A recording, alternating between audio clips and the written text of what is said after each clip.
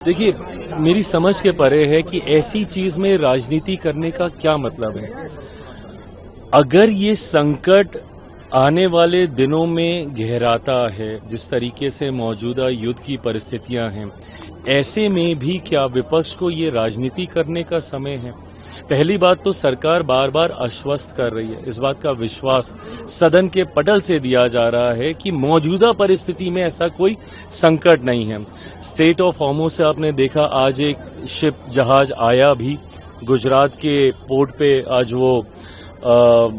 वो पहुंचा है, कल एक और आ रहा है।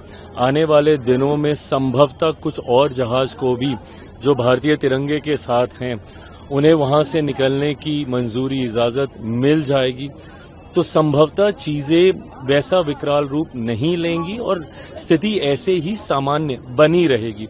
पर ऐसे में क्या ये विपक्ष की जिम्मेदारी नहीं बनती, जब दुनिया के कई देश युद्ध में हैं, ऐसे में आप देश में राजनीति कर रहे हैं, जबकि आपका सहयोग हर परिस्थिति में, ताकि देशवासियों को किसी तरीके का संकट ना हो, परेशानी ना आए, ये भूमिका लोकतंत्र में विपक्ष की होनी चाहिए ऐसी विपरीत परिस्थितियों में। पर ऐसे में राजनीति करना, यही कारण है कि ममता बनर्जी जी की सरकार वापस बंगाल में नहीं आएगी। जिस अराजक परिस्थिति को वो बनाने का प्रयास करती हैं हर सिचुएशन में, उनके यहाँ कोई जांच के लिए चला जाए, ईडी उनके सामने खड़े हो जाना, सीबीआई को चुनौती दे देना, और ये परिणामों में भी देखने को मिलेगा, जहां इस बार बंगाल में एनडीए की सरकार भारतीय जनता पार्टी के नेतृत्व वाली सरकार बनने जा रही है। हमारे प्रभारी भी अलग अलग राज्यों में और हम भी खुद अलग अलग राज्यों में जा रहे हैं, और फीडबैक यही है कि 5 राज्यों में एनडीए की सरकार बनने जा रही है।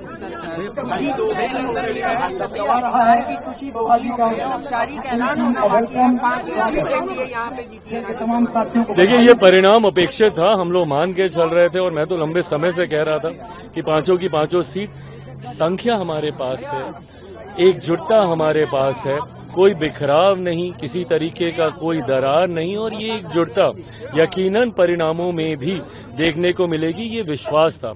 आज 5 एनडीए के प्रत्याशियों की जीत उस विश्वास को बढ़ाने का ही काम कर रही है।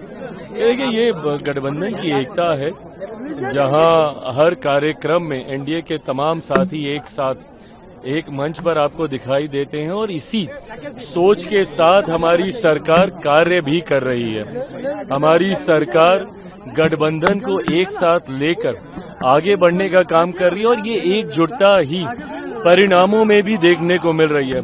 जिस तरीके से आज 5 राज्यसभा की सीटों के लिए मतदान हुए, ये एनडीए की एकजुटता ही है, जिसकी वजह से 5 की 5 सीटें एनडीए जीतकर 5 हमारे सांसद राज्यसभा जाने वाले हैं।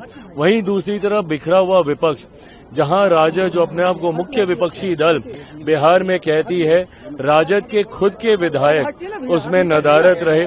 जिस तरीके से कांग्रेस के आधे से ज्यादा आधे विधायक कांग्रेस के गायब रहे, तो ये दर्शाता है कि विपक्ष में एक बड़ी फूट, एक दरार पहले से ही है, और ये दरारें स्पष्ट हो रही हैं। लंबे समय से हम कह रहे हैं कि कांग्रेस के विधायक उनके साथ नहीं है, और अब आने वाले दिनों में राजद में भी एक बड़ी टूट होती हुई दिखेगी।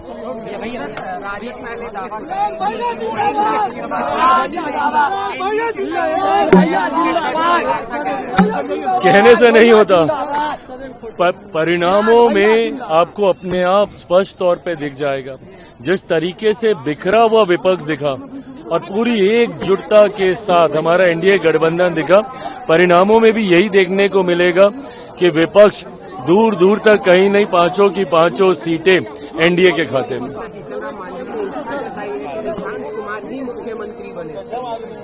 देखिए, ये फैसला पहले तो उनके दल के भीतर होना है कि वो किस भूमिका में निशांत जी को देखना चाहते हैं, और उसके बाद ये गठबंधन के भीतर ये तय होना है। मुझे लगता है गठबंधन बहुत जल्द इसमें फैसला ले लेगी। अंतिम मोहर किसके ऊपर लगती है, कौन मुख्यमंत्री बनता है बिहार का अगला, ये तो जल्द सार्वजनिक किया ही जाएगा। पर मैं ये मानता हूं कि मुख्यमंत्री कोई भी बने, मौजूदा मुख्यमंत्री नीतीश कुमार जी का अनुभव और मार्गदर्शन हम लोग को जरूर मिलता रहेगा। আমাদের ভিডিও ভালো লাগলে লাইক এবং শেয়ার করুন। কমেন্ট সেকশনে গিয়ে জানান আপনাদের মতামত। আরও ভিডিও পেতে আমাদের চ্যানেল সাবস্ক্রাইব করুন এবং প্রতি মুহূর্তে খবরের আপডেট পেতে প্রেস করুন বেল আইকন।